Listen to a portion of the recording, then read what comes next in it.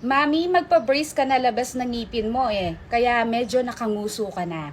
Hindi ako na-offend sa comment ni Mami. Totoo, nakanguso na talaga ako. Ayan o.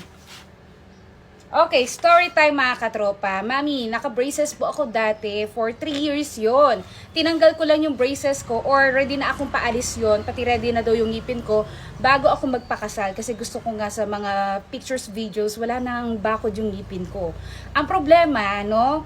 Hindi ko na nasuot yung retainer ko for 2 months after nung wedding. Bakit? Kasi after nung wedding, nabuntis ako. Tapos, ang sakit ng pakiramdam ko sa first trimester, lagi ako nagsusukan at feeling well talaga ako may pregnancy sickness ako ng first trimester. So, tinanggal ko yung retainer ko, hindi ko sinusot for 2 months kasi lagi ako nagsusuka.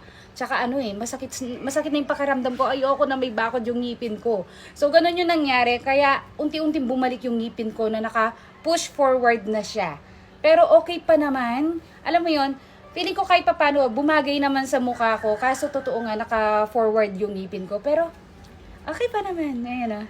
Ayan yung teeth ko. Ayan.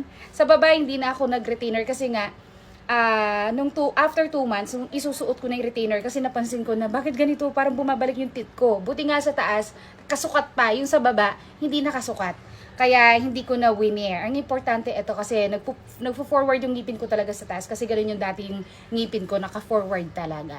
So ayan, sa mga naka-braces ngayon, lesson learned sa akin ha. After nyo magpa-brace, yung retainer nyo, wear it at all times talaga. Tanggalin lang kung kinakailangan, pero i-wear nyo talaga lagi mga retainers nyo. Kung katulad nun sa akin. Pero ang ma-recommend kong retainer talaga is yung nakadikit sa likod ng ngipin. Kasi yun, wala kang choice eh. Hindi mo matatanggal yun. Nandoon yun kahit anong pakiramdam mo, nakalagay sa likod ng ngipin mo yung retainer mo. Mas maganda yun and hygienic siya basta natutubrush lang ng maayos talaga. Kasi ito, nangangamoy itong retainer na removable.